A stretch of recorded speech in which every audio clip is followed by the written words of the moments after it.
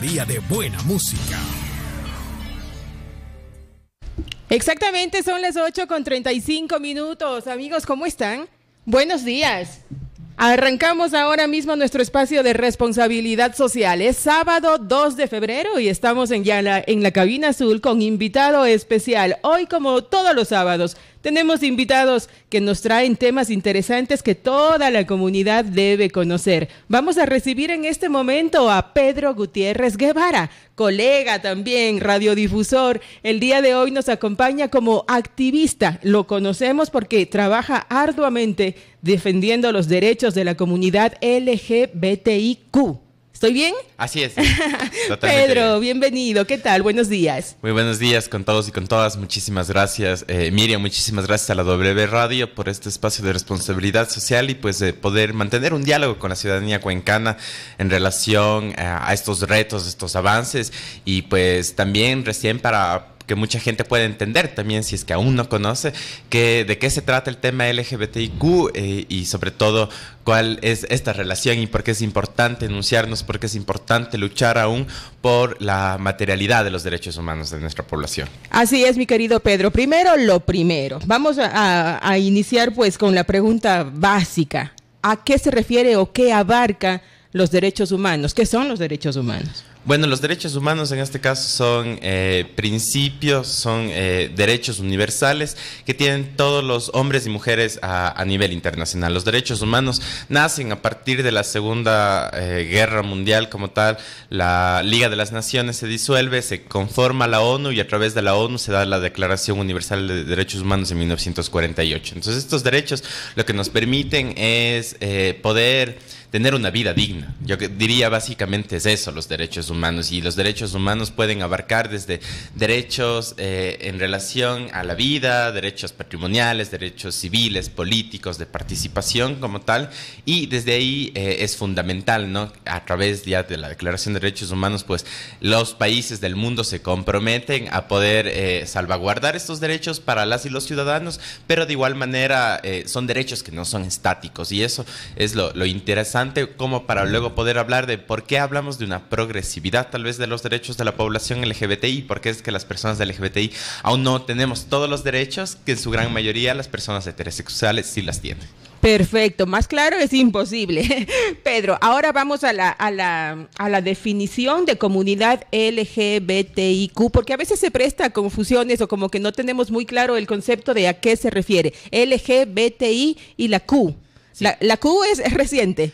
Sí, para algunos es reciente, depende bastante mucho el tema ya de la terminología en el sentido de cómo se pueda evidenciar el tema del colectivo, más bien en el sentido ahora LGBTIQ, a través del programa de radio que trabajamos el tema LGBTI, es justamente de poder evidenciar que estas realidades existen, que también existen personas que se identifican en relación a su identidad de género y bueno, el tema queer ya lo hablamos, pero LGBTIQ, L por las personas lesbianas, G por las personas gay, B por bisexuales, la T por las personas trans, entiendo que las personas trans pueden ser personas transgénero, transexuales, y también la I de las personas intersex y la Q terminamos con las personas queer.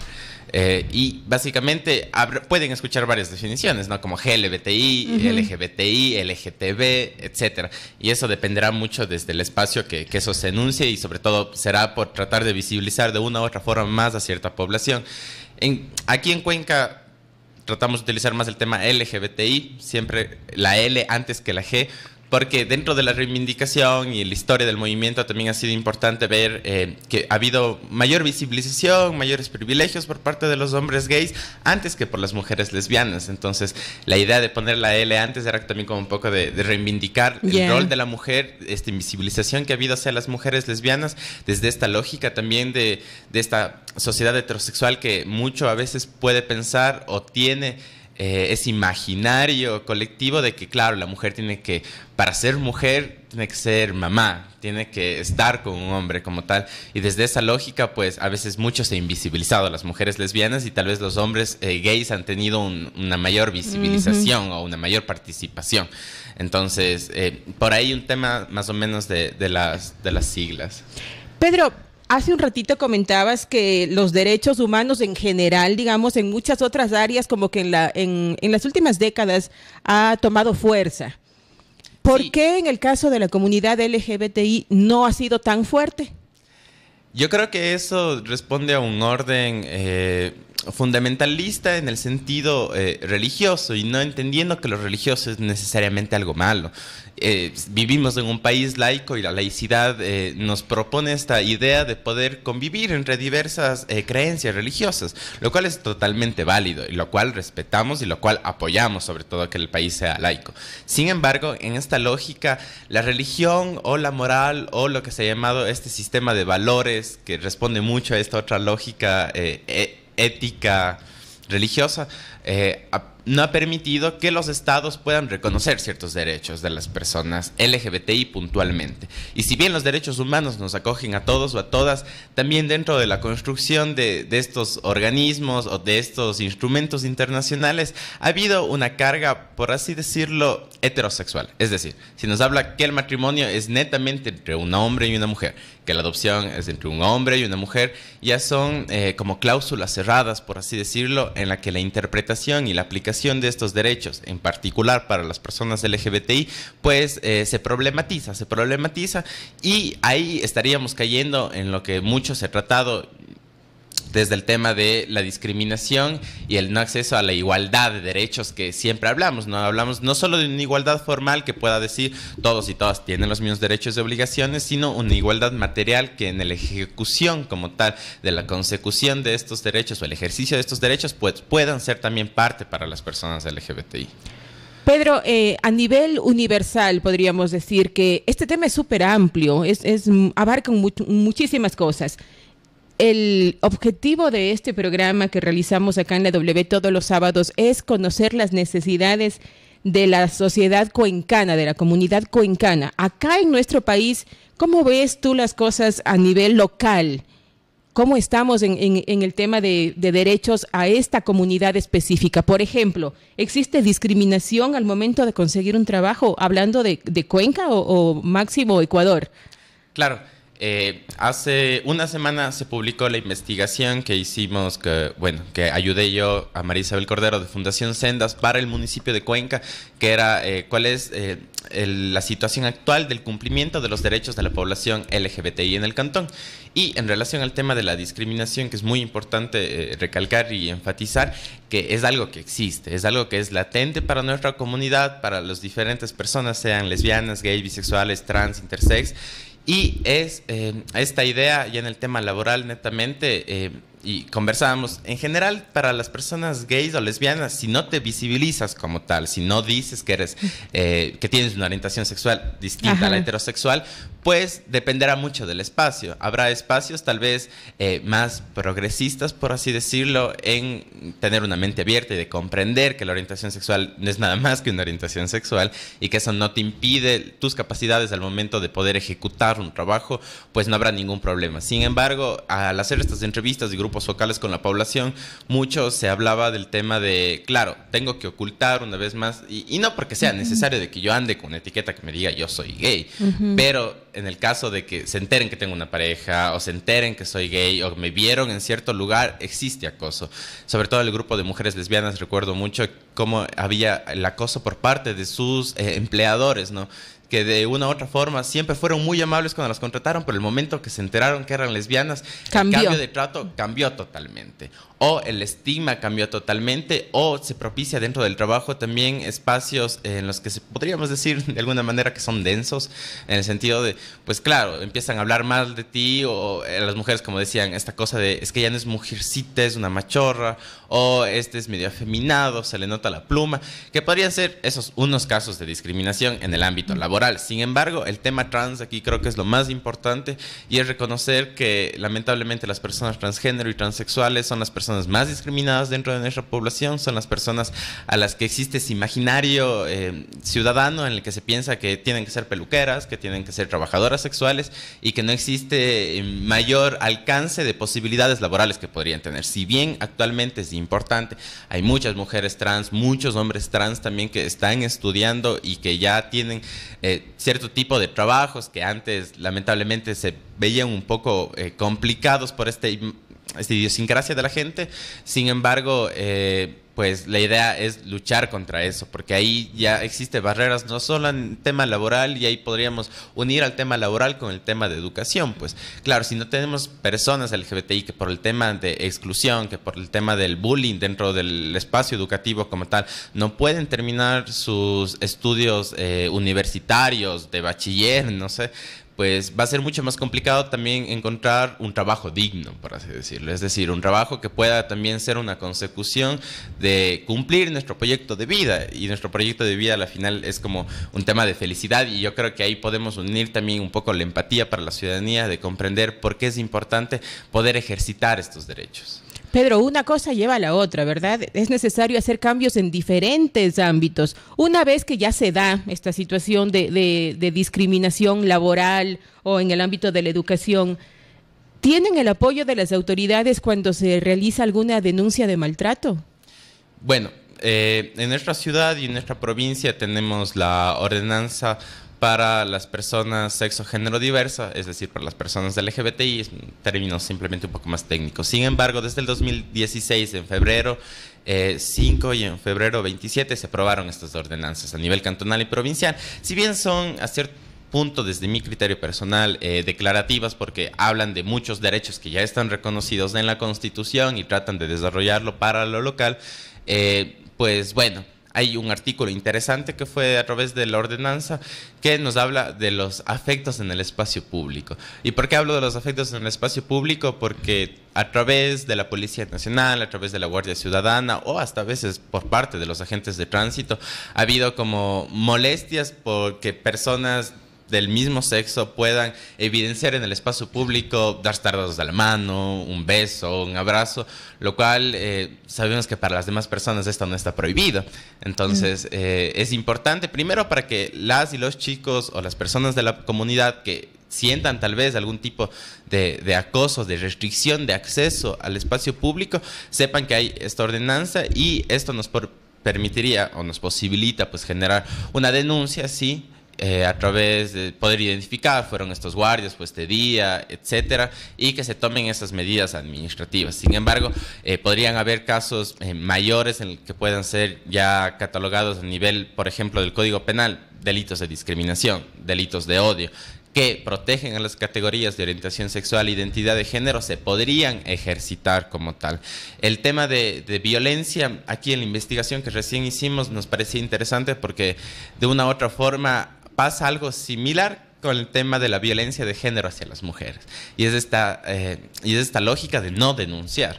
¿Y por qué no denuncio? Porque en esta relación de poder generalmente de quien me violenta a mí, pues se hace complicado por el tema del miedo, por el tema también de que en el imaginario la gente en Cuenca y en el Ecuador pues no cree en la justicia, cree que la justicia más bien este sistema de administración es muy revictimizante, y que pues si no existe el impulso procesal constante por parte de la víctima, es realmente un caos, es realmente un caso, porque no necesariamente de oficio, a través de fiscalías es un tema penal, o a través de los diferentes juzgados en las otras materias que pueden existir, pues es complicado. Y como digo, en muchos de estos casos, porque lo que uno piensa es como la integridad contra su vida, y es como, ¿qué me puede pasar a mí?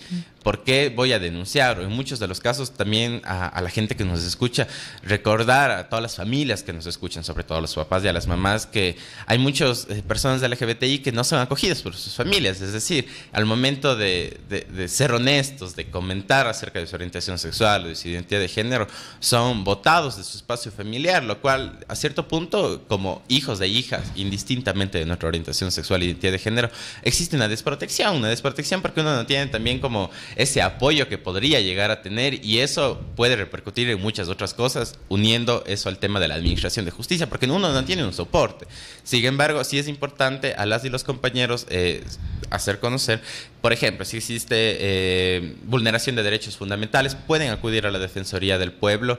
De igual manera, pueden acceder a cualquier consultorio jurídico gratuito de la Universidad de Cuenca, Católica, de la Universidad de la SUAY, de la Universidad UTPL, también aquí en la ciudad, y que pueden ser abogados y abogadas a través de los estudiantes que puedan acompañar estos procesos, porque eso sí creo que es necesario recalcar el acompañamiento que se tiene que dar a las personas, porque no es solo un soporte legal e inmediato que se quiere restaurar los derechos, sino también el acompañamiento físico, psicológico que es necesario, dependiendo obviamente de los casos. Sin embargo, en el país aún no ha habido ninguna sentencia favorable, ninguna corte en relación a un delito de odio o de discriminación netamente contra las personas LGBTI, y ahí también es porque es complicado, como decía, en estos temas de las relaciones de poder. Por ejemplo, con el tema, ya más allá de la violencia, regresemos al tema laboral.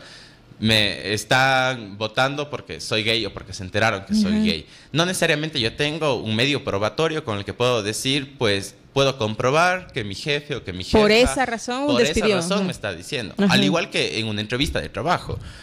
Si por mi performatividad, es decir, por cómo yo me veo o por mi expresión de género, que a veces ni siquiera podría llegar a ser gay, pero se ve como gay, etcétera, ese tipo ya de prejuicios que existen a priori, también uno no podrá decir, no me está dando el trabajo porque se está dando cuenta que soy gay, o etcétera, porque uno no sabe. A veces este tema queda muy en la subjetividad y en la moral también, y a veces eso como medio probatorio es complicado, o a veces que tus compañeros o compañeras del trabajo te apoyen también para que sean den testimonio, etcétera, va a ser complicado, porque eso también depende del trabajo de otras personas, y tal vez su trabajo depende de su familia o muchos otros factores, o hasta cierto punto también podría ser hasta un espacio homofóbico, en el sentido de, pues nadie me va a querer ayudar y me van a aislar. Entonces, ahí sí es como que un poco complicado. Sin embargo, yo sí digo a la ciudadanía que podemos denunciar, que existen diferentes redes de acompañamiento y colectivos en la ciudad también que pueden hacer que estos procesos no sean pues tan solitarios. Pedro, estoy teniendo sentimientos ambivalentes acá porque te escucho, insisto, el tema es súper amplio, es muy profundo, hay muchas cosas que están incluidas en este tema que tenemos que ir desarrollando poquito a poco. Este año 2019, pues todos sabemos que inició el mes de enero, vino cargado de muchas emociones fuertes por situaciones que pasaron pues en el ámbito de la violencia, el maltrato. En las redes sociales se habló mucho el tema del apoyo a la mujer maltratada. Es un tema, lamentablemente, aunque suene cruel decirlo, de moda, ¿sí? Todo esto que nos estás contando con respecto a la comunidad LGBTI no suena, o sea, no se le da la misma importancia. ¿Qué tenemos que hacer? Porque a nivel de medios de comunicación, que tenemos una gran responsabilidad de dar a conocer lo que está pasando en nuestra ciudad. Te digo también desde el ámbito, en mi área como psicóloga clínica, hay muchos problemas que tenemos que inician en casa. El apoyo de los padres es tan importante. Hay muchas áreas que están flojas. ¿Qué tendríamos que hacer? ¿Por dónde empezamos a avanzar? ¿Qué hacemos? Yo creo que aquí es esencial, y este es un trabajo mancomunado de todos y todas, y debe partir desde la educación. Y retomar la idea que decía al inicio, el tema de la laicidad, porque yo creo que la laicidad como un principio, y más allá como un derecho que está en el artículo 1 de nuestra Constitución, es importante, es porque la laicidad también nos permite a que la política pública, o para que las autoridades en el servicio público que están otorgando a la ciudadanía, pues tengan que sopesar siempre la progresividad de derechos, tengan que sopesar siempre también la cientificidad hasta cierto punto de todas las decisiones públicas que tienen que ser argumentadas, ¿no? Es decir, yo no puedo tratar de querer restringir, por ejemplo, el tema de educación sexual. La educación sexual integral para nosotros y nosotras es totalmente importante, y no es en una lógica que mucha gente lo ve desde la depravación o lo ve desde el tema de va a iniciar su vida sexual de manera temprana. No, porque la educación sexual integral nos habla de muchas aristas a nivel de educarnos, al nivel de respetarnos también. Y es mucha esta lógica de, claro, o sea, si yo desde niño, niña, adolescente puedo saber que existen personas de la diversidad sexual que pueden no tener mi misma orientación, pero que esa orientación sexual, identidad de género, no lo hace totalmente distinto, ni no es un tema patologizante, es decir, no es una enfermedad, no es nada malo, pues tendremos nuevas generaciones que puedan de una u otra forma aceptar y respetar, no tolerar. No me gusta la palabra tolerar porque creo que aún existe sí, como hay una algo, resistencia o hay algo que todavía me impide, pero el tema del respeto, sí. Con las nuevas generaciones, a través de la educación, una educación laica, científica como tal, necesario, y sobre todo ir rompiendo también esta lógica que yo veo que es mucho de la cultura latinoamericana o nuestra cultura, el tema del miedo al cuerpo, de ver el cuerpo como un tema totalmente tabú, y cuando este cuerpo lo vemos en un otro y construimos ese otro en base a estas ideas de culpa, de pecado, de anormalidad, pues generamos una resistencia. Entonces, sí es como necesario también ver de una manera mucho más sana el tema de la sexualidad, pero no entendiendo que la sexualidad es un tema definitorio que nos va a marcar o no un camino, el decir, esta va a ser una persona buena o una persona mala, porque son justamente esos binarismos los que, y reduccionismos los que nos han hecho tanto mal en este sentido. Flexibilidad de pensamiento podría ser también algo que necesitamos todas las personas que están escuchando este programa, abrirnos a lo que está sucediendo, no tapar el sol con el dedo, sino tratar de buscar soluciones ante algo que es una realidad y que necesita ser trabajado. No podemos continuar en la misma situación ya 10 años más, tenemos que hacer cambios hoy.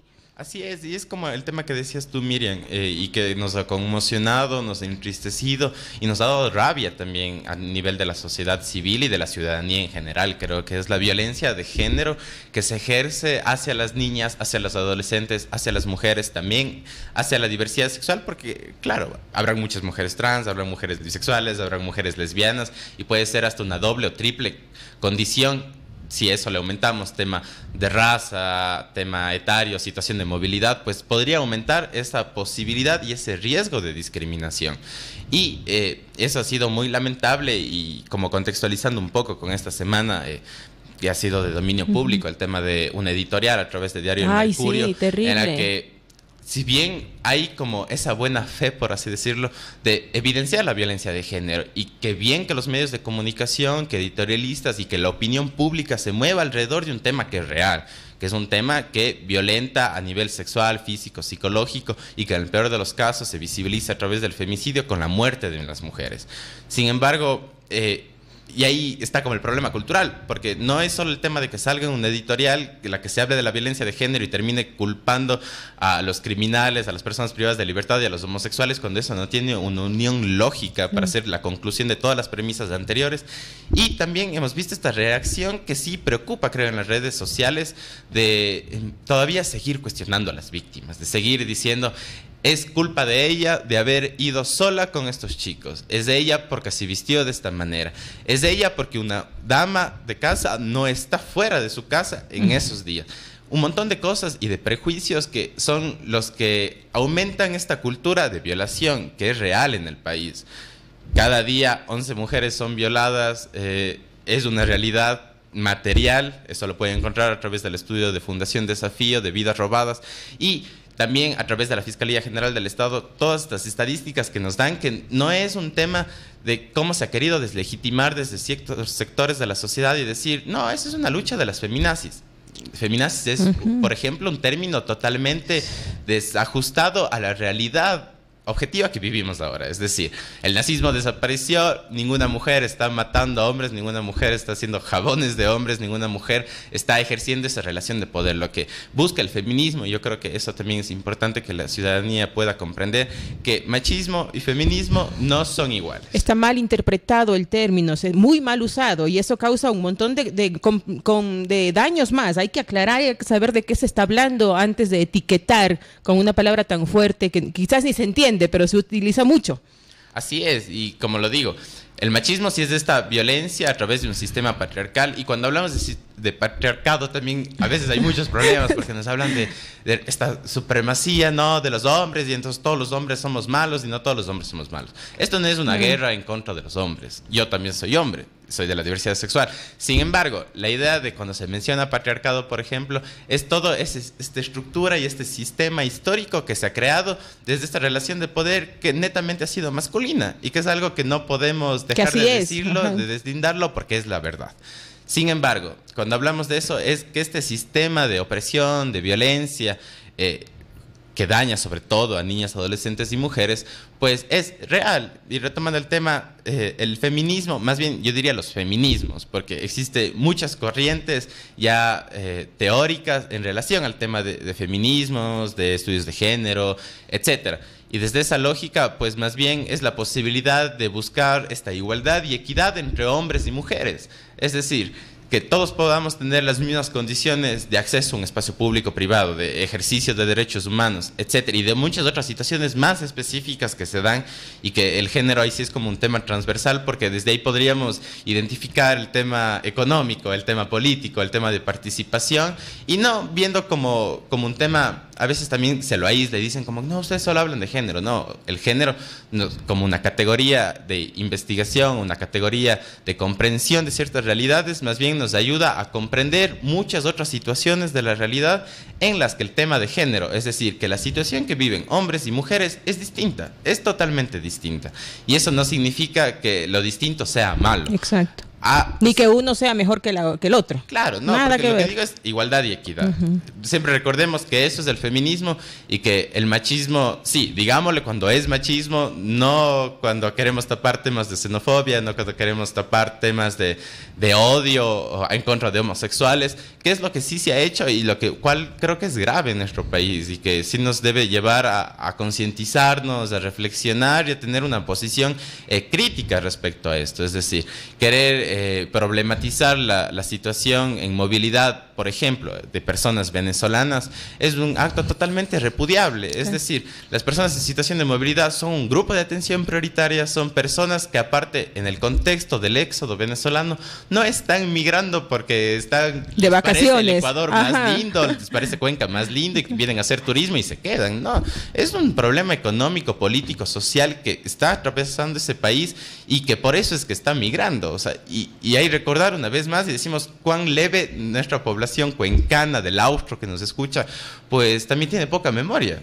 Hace 20 años nomás la población ecuatoriana con la crisis financiera del 99 y del 2000 migró a diferentes países y no podemos decir tampoco que han ido nuestros mejores representantes en el sentido que esta misma diversidad nos habla de personas buenas y personas malas, pero creo que las personas buenas somos más y desde esa lógica tampoco podemos empezar a tener este miedo, ¿no? Como este miedo al otro, este otro que es malo, y desde esta lógica también pues hacer que el gobierno nacional tenga posiciones claras en derechos humanos, en lo peligroso que puede ser estos discursos. Y muchos dicen, pero no, capaz ustedes están exagerando, ustedes están diciendo más. Solo con el caso del presidente o posiblemente con el caso de este editorial que habla en contra de los homosexuales, sí son discursivas que incitan al odio en base a su contenido, porque claro, con el tema de los venezolanas vimos cómo se incitó de un momento a otro. Una locura. En Ibarra, el tema de persecución, el tema de desalojamiento y el tema de empezar a quemar sus cosas, indistintamente sea mujer, hombre, niño, adolescente. A nadie le importaba. Es decir, como esa degradación en que la ciudadanía o el pueblo puede legitimarse, tal vez cosas que ya las pensó antes, sí, pero hasta por lo políticamente correcto uno no lo dice, no lo hace, pero es como, claro, lo dijo el presidente, ¿por qué yo no voy a hacer esto? Entonces ahí es con lo peligroso de estos discursos, porque estos discursos a veces no se quedan en la prensa, no se quedan en lo impreso que están, sino esto se lleva a la calle, a la vida cotidiana de las personas, y hay personas que están sufriendo esto. Entonces la idea es como tengamos un poco de empatía también con las y los venezolanos. Recordemos que la violencia de género no tiene nacionalidad, la violencia de género no se combate con xenofobia y la violencia de género tampoco se podría combatir con homofobia.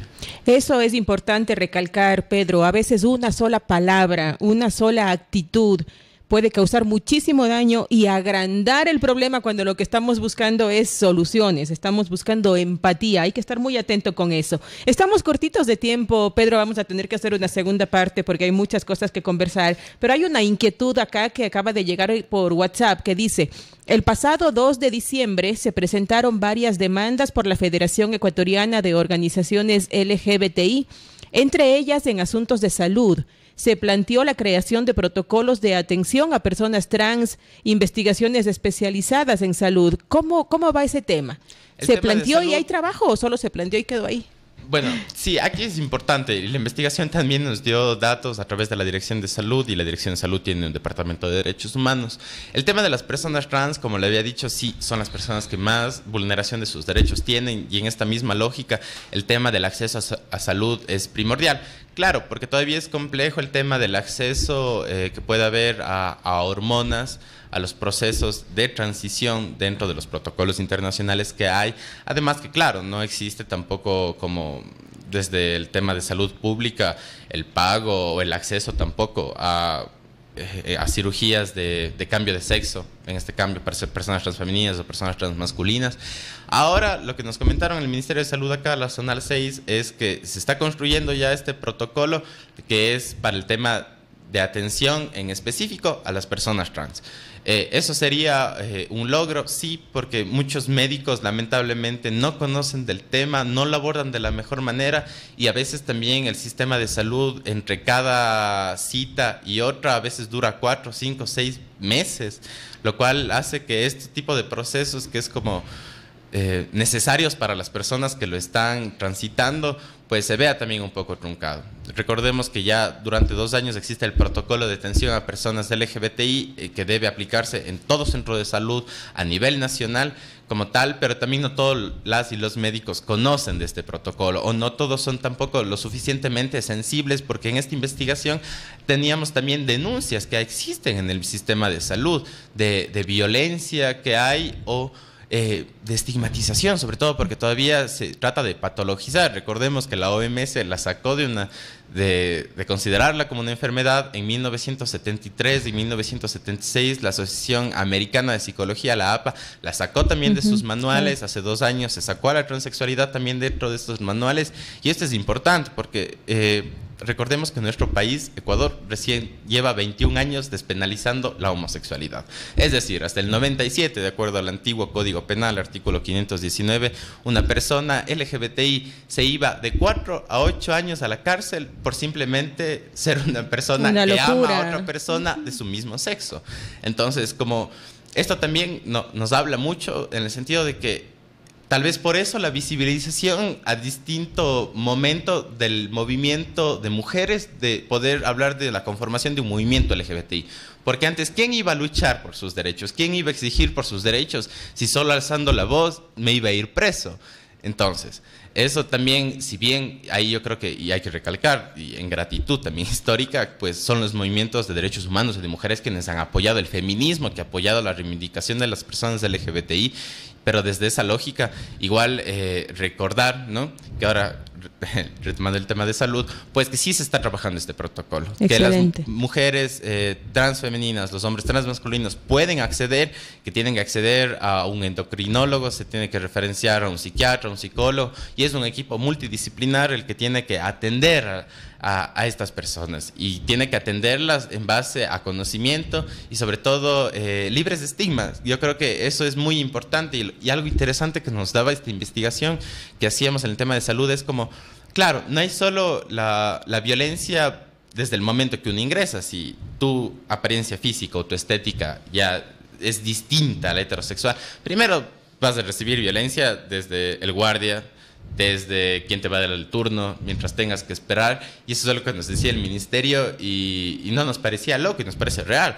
Dice, nosotros podemos tratar de generar tal vez los espacios que no exista discriminación, que nuestros personal esté sensibilizado, dice, pero a veces la mayor discriminación es de la población, es decir, de la ciudadanía mismo, que está en la misma sala de espera y que también genera como ese miedo o ese acoso a la persona que está ahí. Y era muy triste, de personas transmasculinas nos decían en la investigación, prefiero no ir al sistema de salud. O sea, me va a pasar la enfermedad, me voy a sentir mejor, me voy a tomar algo, pero prefiero no ir porque me siento mal ahí. O sea, porque no solo me hace sentir mal el médico, me hace sentir mal la gente con la que estoy compartiendo ese espacio. Entonces es como una reflexión también a la ciudadanía de a veces, claro, totalmente no existe empatía en esas situaciones. Sin embargo, es cómo comprendemos la realidad del otro, cómo nos podemos poner en esa realidad y ver el tema LGBTI, que no es un tema muy distante tampoco a ninguna familia. Es decir, en cualquier familia puede haber un hijo, una hija, un hermano, una hermana, sobrino, sobrina, tío, que puede ser de la población LGBTI y tal vez si aún no hemos podido identificar, claro, no esto como una totalidad, pero tal vez sea porque no hay el espacio adecuado, porque tal vez no existe ese respeto, porque a veces uno escucha también lo que la familia habla, los espacios luego de comer que se habla. La hora del té. No es lo mejor, claro. No es lo mejor. Pedro, tenemos que hacer algo. Estoy segura que muchas personas que han estado escuchando el programa esta mañana, de pronto personas que se han sentido pues aludidas con el tema y que buscan mejorar sus vidas. Estoy segura que hay muchas personas que ven en ti, en todo lo que has comentado el día de hoy, como la luz al final del túnel. Sí, sin duda, y yo creo que ahí más bien es a la juventud LGBTIQ que hacemos también el llamado y la invitación sobre todo, porque si bien esta es una lucha, yo creo que a nivel de los movimientos sociales es una de las luchas más alegres, es una de las luchas más reivindicativas y basta nomás con invitarles el último sábado de cada junio cuando se hace la Marcha del Orgullo, que es muy distinto a otros tipos de marcha, que si bien sí tiene su contenido político y sí tiene su nivel subversivo en el sentido de tratar de reivindicar derechos, de conmemorar una fecha que es histórica para las personas LGBTI, que es el tema de Stonewall, uno igual puede ver que es simplemente la idea de amar, es la idea de poder compartir, es la idea de que yo pueda tener mi familia y que mi familia sea tutelada al igual que las demás familias, que yo pueda ser papá o mamá, que pueda cumplir con mi proyecto de vida, que pueda casarme si es que lo deseo, si es que no lo deseo tampoco lo haga, pero que esa posibilidad no me esté negada por mi orientación sexual o por mi identidad de género.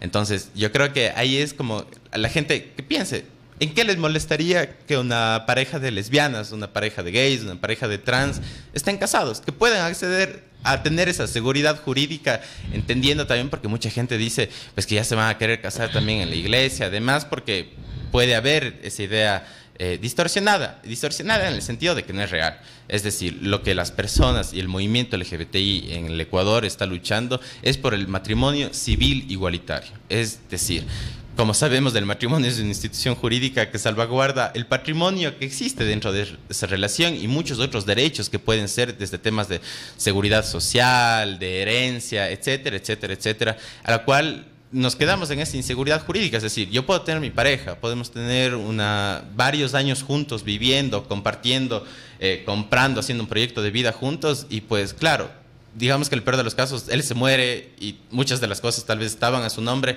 pues, y si tenemos una familia homofóbica detrás, no me va a permitir que yo pueda acceder a nada de eso. Y legalmente me voy a quedar sin una acción que me tutele para poder hacerlo eso. Eso en un caso trágico, sin entender que tienen que pasar estos casos trágicos para que exista el matrimonio civil igualitario, pero que hay situaciones reales que personas que han vivido eso. Es bárbaro. Pedro, las personas que quieran unirse a esta causa, ¿hay algún lugar en donde puedan acudir, algún número de teléfono en donde puedan, no sé, investigar, saber cuál es el camino, el proceso a seguir, con quién deben comunicarse o en dónde? Claro, recordar a la ciudadanía que existen diferentes organizaciones y colectivos de LGBTI en la ciudad. No podría dar los números como tal en este momento, sin embargo, si podemos entrar a las redes sociales, todos tienen Facebook, Twitter, Instagram. Existe la red LGBTI de la SUAY, existe Silueta Cuenca, el Observatorio de Derechos LGBTI, que va un poco más al tema de la comunicación.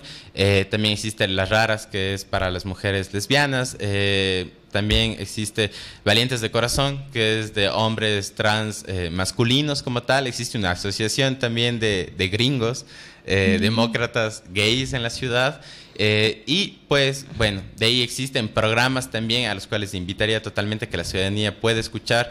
Programa Camaleón, que se da en Ondas Azuayas los días jueves a las 10:30 de la mañana, que abarcan temas de género, de población LGBTI, con Voz Propia, que es un medio alternativo de comunicación que solo trabaja vía redes sociales y que da también spots informativos con cosas de 2 minutos, de 3 minutos, que nos podemos informar, nos podemos educar. Y pues bueno, ahí les invitaría también a que nos escuchen los días domingo de 8 a 10 de la noche en la 961. Tenemos el primer programa LGBTI en señal abierta. Estamos por cumplir 3 años y también hemos visto que desde esa forma hemos podido medir un poco qué es lo que piensa la ciudadanía, cuál es la resistencia que existe en la ciudadanía, que es algo totalmente real, que es totalmente válido y que creo que es lo que a las organizaciones nos impulsa cada vez más para seguir también luchando en épocas en las que parecen ser un poco obscurantistas en el sentido de conservadurismos, de ideologías, hasta cierto punto de neofascismos que ya se empiezan a visibilizar en la sociedad. Creemos que mucha más resistencia, mucha más alegría y sobre todo mucho más feminismo. Excelente, Pedro. Y ahora en nuestro espacio de responsabilidad social aquí en la W, pues nos sumamos a la causa porque estaremos en contacto. En verdad, me quito el sombrero ante usted, señor. Muy bien por esa lucha. Y las puertas de nuestro programa pues estarán abiertas para continuar en el apoyo a esta causa tan noble. Pedro, gracias, en verdad, gracias por todo, por esa información y por tu lucha. Muchísimas gracias, Miriam, amigos, amigas de la W Radio, y pues recordemos que la diversidad, la pluralidad es justamente lo que nos hace un país más grande, un país mucho más democrático, y creo que en ese son y en la búsqueda de la paz y de la igualdad pues seguiremos. Y así es como vamos a continuar con nuestra programación de fin de semana en la W.